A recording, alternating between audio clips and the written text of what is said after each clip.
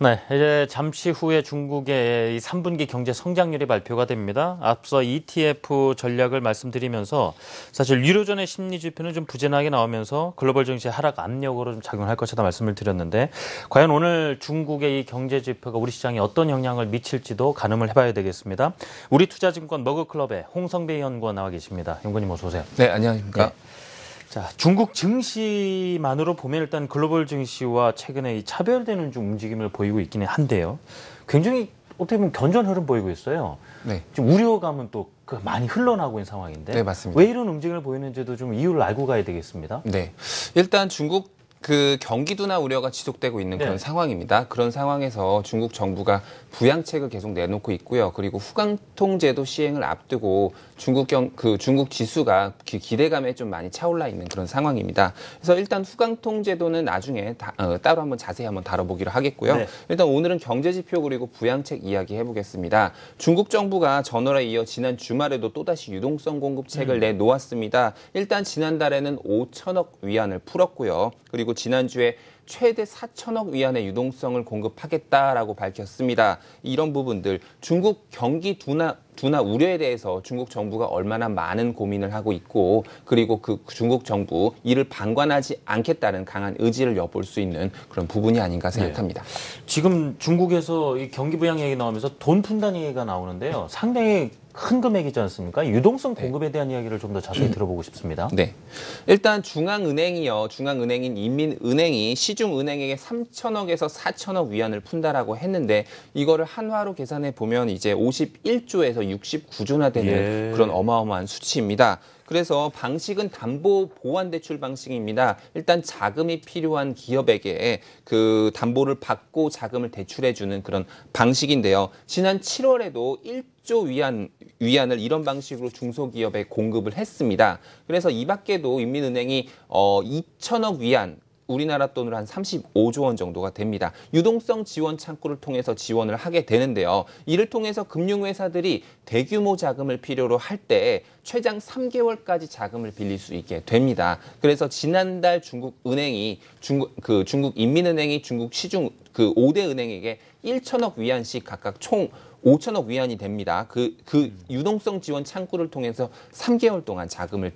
공급했던 그게 있습니다. 네. 그래서 세계 경제 침체의 원인으로 되는 중국의 어떤 경기를 살려보겠다라고 하는 중국 중앙은행의 노력이 아닌가라고 생각합니다. 네. 그러면서 이렇게 중국 정부의 유동성 공급책까지 나오게 된 것 결국은 어떤 목표 성장률일까요? 그걸 이제 좀 하회할 것이라는 어떤 생각이 있기 때문에 이게 나오는 것 아니겠습니까? 네. 어느 정도로 좀 상황이 돌아가고 있는지도 들어봐야겠습니다. 네.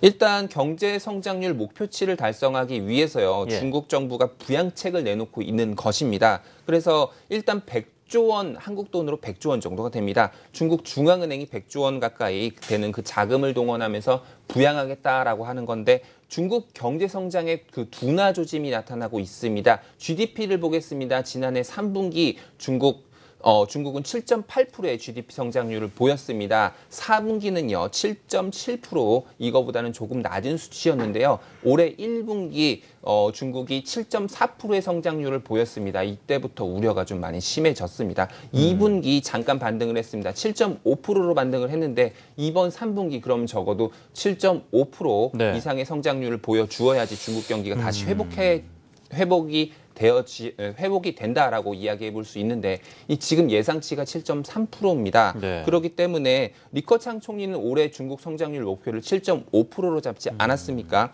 일단 3분기 성장률 하락이 예상되면서 올해 7.5% 목표치를 달성하려고 하면은 적어도 4분기 아니면 이번 3분기에는 좋게 7.5% 이후로 나와야 되지 않습니까? 근데 아마도 그렇게 되기는 조금 어려울 것이다라고 예상이 됩니다. 그래서 여기다가 중국 소비자 물가 상승률도 일단 5년 만에 최고치로 떨어지면서 체감 경기까지 조금 악화되고 있는 그런 상황입니다. 자, 그래서 이 3분기 성장률 더더욱 그 큰 차이가 나버리면 4분기도 부담이 있을 수밖에 없는 상황이니까요. 저 주시를 하고 있는데, 자, 뭐 3분기 그 성장률 외에도 이번 주에 중국에서 발표될 지표들 상당히 여러 가지가 있죠. 네, 맞습니다. 그래서 GDP 말고도 여러 가지 지표들이 이번 주 발표가 됩니다. 우선 오늘은 아까 이야기 드렸지만 GDP GDP 3분기 GDP가 발표됩니다. 네. 7.3으로 예상하고 있다라고 이야기 드렸고요. 이틀 뒤 목요일에는요.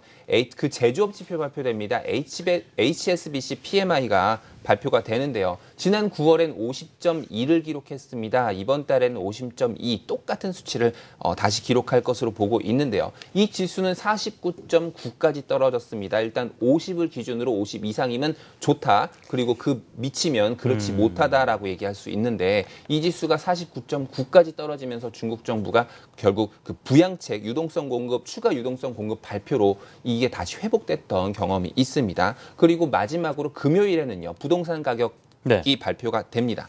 그렇군요. 네. 자, 경제지표 일정을 정리해 주셨는데, 자, 바로 어제 이 코스피와 코스닥 시장 좀 큰 반등이라든가 상승 흐름이 나오다 보니까 계속 또 유지됐으면 하는 게 투자자들의 마음인데, 중국의 지표가 상당히 중요하다고 하니까, 이거에 따라 또 흔들리지 않을까 하는 고려 지금 대상이 되고 있지 않습니까? 네. 지금 일단 이 지표들이 어떤 영향을 미칠지도 살펴봐야 될 텐데, 지금 또 사중전회가 일단 진행되고 있다 보니까, 직접적으로 우리 시장에 어떤 영향을 미칠지는 또 좀 이어서 여쭤보도록 하고요. 먼저 이 사중전의 어떤 관전 포인트라고 할까요? 네. 어떻게 보고 계십니까? 일단 사중전에 어제부터 중국 사중전회가 열렸습니다. 그래서 이 기간 동안에 주요 경제 지표들이 발표가 되는데요. 이것과 더불어서 여러 가지 그 경제 개혁 정책과 관련된 이런 조치들이 발표가 될 것으로 보고 있습니다. 일단 예상치에 크게 하회하거나 네. 상회하지 않으면 이런 부분들이 좀 무난하게 좀 넘어갈 것이라고 보는데요. 그래서 이러한 경제 지표들 발표와 함께 중국 정부가 어떤 대응을 하느냐라도 좀 지켜볼 부분입니다. 그게 관전 포인트로 작용합니다. 그래서 내용도 좀 같이 보자라는 이야기 할 수 있겠습니다. 알겠습니다. 지금 당장이에요. 3분기 성장률 같은 경우도 아까 7.3% 예상된다 말씀해 주셨고 7.2도 나와 있는 상황이고 일단 눈높이는 낮춰놨는데 이마저도 깨느냐 아니면 이 부분이라도 충족을 시키느냐에 따라서 국내 시장에 어떻게 분명 영향이 있겠죠. 네. 네. 일단은 결론부터 이야기하면은 일단 시장에 큰 충격을 주지는 못할 것 같다라고 생각이 됩니다. 네. 왜냐하면 인민은행이 경제 지표가 안 좋으면 미니 부양책을 연신 내놓고 있습니다. 그리고 근데 이런 부분들 대대적인 부양책은 없습니다만 안정 정책 기조를 보여주고 있다. 그래서 중국 주요 경제 지표가 기대 이하의 성적을 보여주고 있고 최근 유로존 지표들조차 좀 안 좋게 발표가 되고 있는 건 사실입니다. 하지만 미국 경제 회복세를 타면서 경기 확장세를 보여주고 있고요. 유동성 공급을 위한 통화 완화 기조도 보여주고 있기 때문에 이런 경제 지표 발표들이 아마도 폭탄으로 변신할 가능성은 낮아 보인다. 상당히 좀 마음이 그나마 편안해지는 전망을 전해주셨습니다. 지금까지 우리투자증권 머그클럽의 홍성배 연구원이었습니다. 연구원님 잘 들었습니다. 네, 감사합니다.